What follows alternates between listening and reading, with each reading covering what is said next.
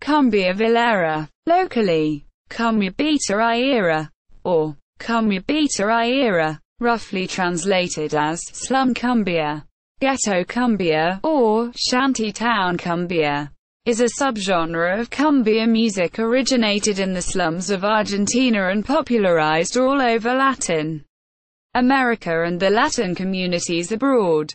Lyrically, Cumbia villera uses the vocabulary of the marginal and lower classes, like the Argentine lunfardo and lenguaje tumbero, gangsta language, or thug language, and deals with themes such as the everyday life in the villas, miseria, slums, poverty and misery, the use of hard drugs, promiscuity and or prostitution, night outs at boliches, discos and clubs that play cumbia and other tropical music genres, such as the emblematic Tropitango venue in Pacheco, the football culture of the barra bravas, delincuency and clashes with the police and other forms of authority, antipathy towards politicians, authenticity as of being true villeros, the inhabitants of the villas, among other topics dealt in Cumbia villera's lyrics. Musically, Cumbia villera bases its sound in a heavy use of synthesizers, sound effects, keyboard voices, guitars, electronic drums and other elements from electric instruments. The Cumbia villera's characteristic sound was born taking influences from Colombian and Peruvian cumbia, cumbia sonidera and cumbia santafesina in the realm of cumbia, and from reggae, ska, Argentine folklore, and electronic music in other music genres.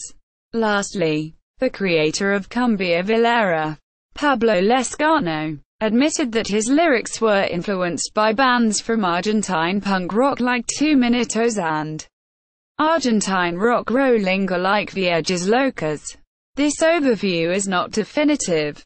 As time went on and the genre evolved, many bands started to explore different sounds, so new fusions were born, like Cumbia rapera with Barrio Palabra, Parole, mixing Cumbia villera with hip-hop, and Tropapunk with Cumbia queers mixing Cumbia villera with punk. For its characteristics, Cumbia villera has been compared to gangsta rap, reggaeton, punk rock, tango, Argentine folklore, rock rollinga, protest song, ragamuffin, bale funk, outlaw country, and narco corrido, among other music genres. History. Cumbia villera was born in the late 1990s, amid an economic and social decline in Argentina.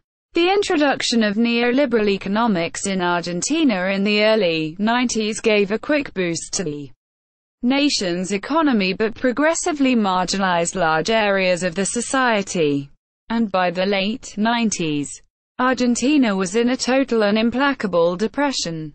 Some of the most affected by this crisis were the worker and lower classes, and among them were the inhabitants and dwellers of the villas, miseria, slums or shanty towns, in Buenos Aires and its metropolitan area, which favored cumbia and other tropical music genres.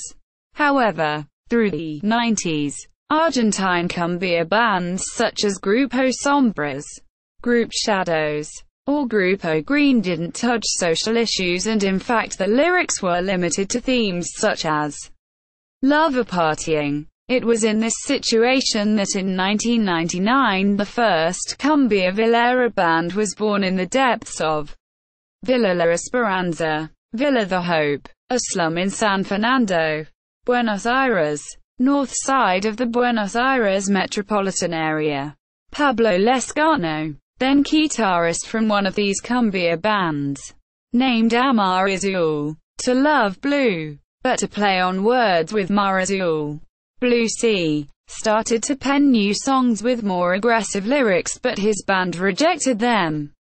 So he started saving from the royalties of the songs he penned for Amar Azul to buy instruments and equipment for producing an independent record, and created a new group with a different aesthetic, different lyrics and a different sound.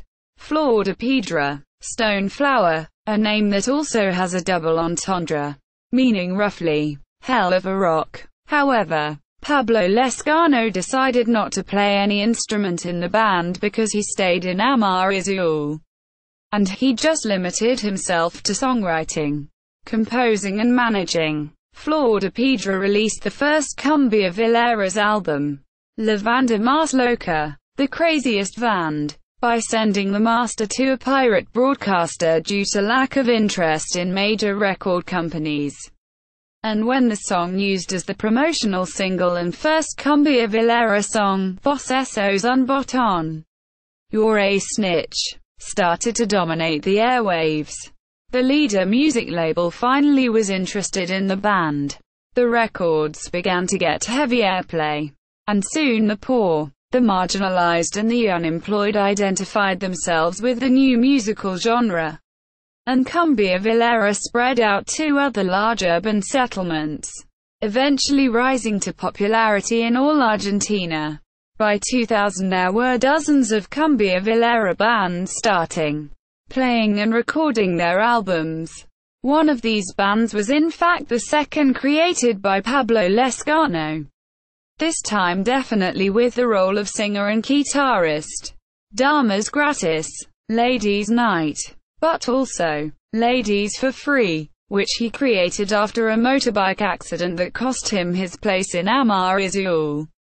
New bands also went beyond the original foundations of Flor de Piedra and started to explore new sounds and themes, borrowing elements from rock, Los Guedes, The Annoying, or classical, Mala Fama, Bad Reputation, and making the lyrics more socially conscious, Guachin, Homie, or radically aggressive, Pibes Chorros, Robber Boys. The crisis that exploded in 2001 in Argentina strongly boosted Cumbia villera's popularity and symbolized it for the posterity as an icon of an era in the history of Argentina. It was at this point that some of the finest albums in the history of Cumbia villera were released, like 100% Villero from Yerba Brava, 2001, and Solo Le Pido a Dios from Pibes Chorros, 2002. The genre and its repercussions were widely discussed in the mainstream media, with debates in major newspapers, magazines, TV shows, and radio shows, and the phenomenon even reached the television with Tumberos, 2002, and the cinema with El Bonaerense, 2002, and El Polaquito, 2003. Cumbia villera bands even started touring in neighboring countries, North America and Europe, spreading the genre beyond the boundaries.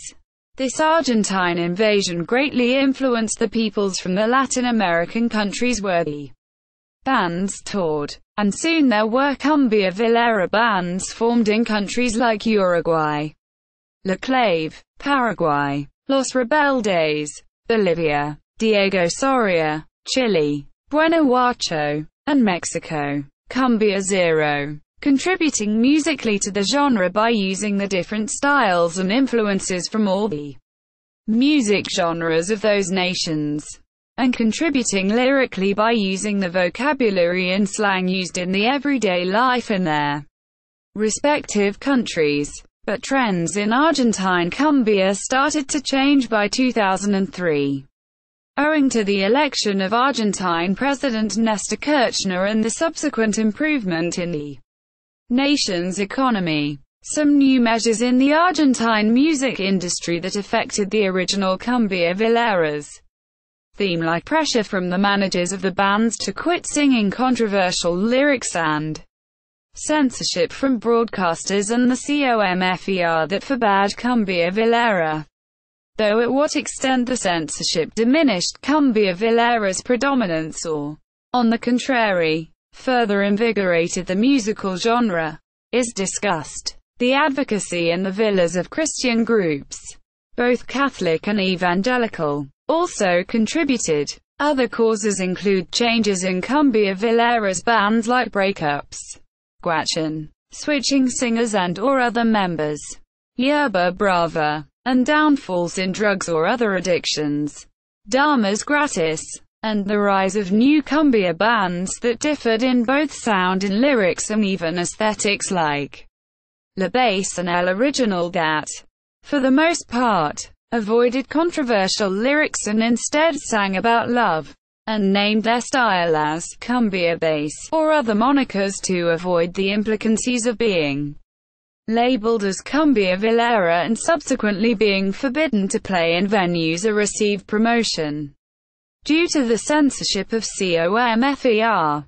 Through the decade of the 2000s, cumbia villera continued to have a strong hold in the worker and poor communities all over Latin America, with even new bands being formed every year all over Latin America and continuing with the evolution of the genre, along with the usual constant tours around the Americas by the most representative bands like Damas Gratis and Pibes Chorros. As late as 2007, 30% of total sales in the Argentine music industry were still from cumbia villera records. But its predominance and influence in Latin America was somewhat decreased with the rise of reggaeton that started in the mid-2000s, and bachata and cumbia viêʃeɾa in the 2010s. However, other authors have different opinions, like Pablo Semen, an Argentine sociologist, anthropologist, investigator in the CONICET and professor in the Instituto de Altos Estudios Sociales and the Escuela de Humanidades of the Universidad Nacional de San Martín, who also studied the phenomenon of rock rollinga and the decadence in Argentine culture in the 90s. Pablo Semen argues that cumbia villera is at last being vindicated in the decade of 2010s in circles of culture, philosophy and thought like universities and government secretaries as a genuine representative of speech by the forgotten peoples.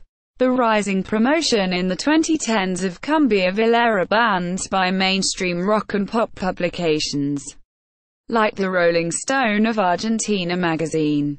The organization of gigs and concerts of cumbia villera in venues where mainstream rock and pop bands used to play, outside the Circuito de Bailantes Tropicales, the conglomerate of the tropical and cumbia discotheques.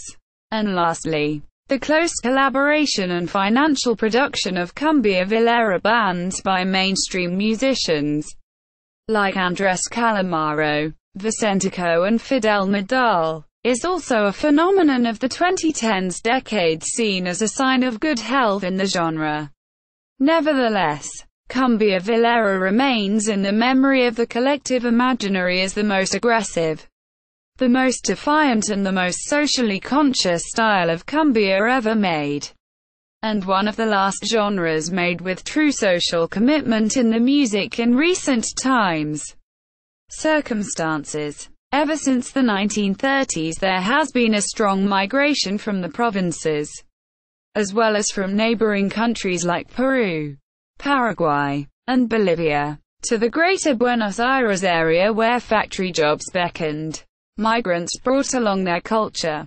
The musical mix and the dynamic sounds of big city life eventually gave birth to new styles. Notably, chamamé from Corrientes was cross-pollinated with Andean music and cuarteto from Córdoba province. Peruvian cumbia bands such as Los Malas were much in demand in the Buenos Aires suburbs. During the 1970s and 1980s, tropical was used as a catch-all term for this hybrid. In the 1990s, commercial interests started promoting local cumbia numbers such as Amar Azul and Rafaga with a more sophisticated image and an emphasis on attracting wider audiences. Traditional cumbia lovers looked for authentic acts, and many bands obliged by settling on a square cumbia beat and writing lyrics that delved ever deeper into themes of crime and drug abuse.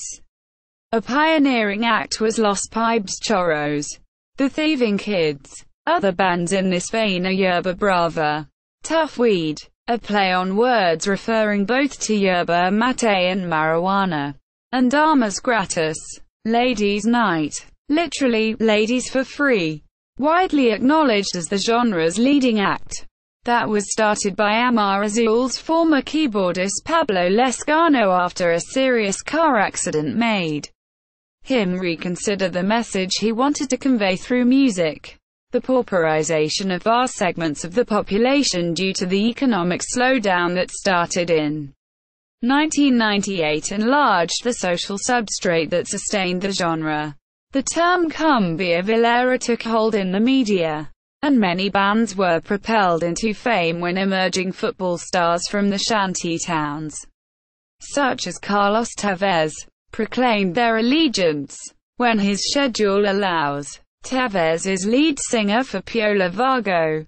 Loose translation: savvy bum. Cumbia villera may be musically related to other local cumbia scenes such as Mexican cumbia, sonidera and chicha from Peru.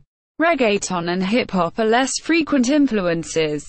Present outlook: some radio and TV shows had incorporated cumbia villera into their offerings, notably on weekend omnibus variety shows, where music runs the gamut from folklore to tropical. The more provocative lyrics were seldom broadcast.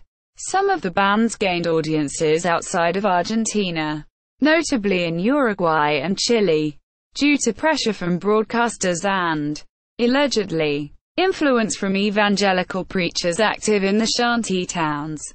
Bands with less aggressive lyrics have enjoyed some success. Parallels: whilst traditional cumbia dancing bands often use a full brass section, cumbia villera recordings are often made at the lowest possible expense, as this usually entails the use of synthesizers. Argentine cumbia can be described like Algerian rai, Romanian manal or Brazilian baile funk, as a low-fidelity, high-tech genre. Backstage. German. Backstage. French. Sociological analysis. Spanish. http://www.cumbiadenegros.net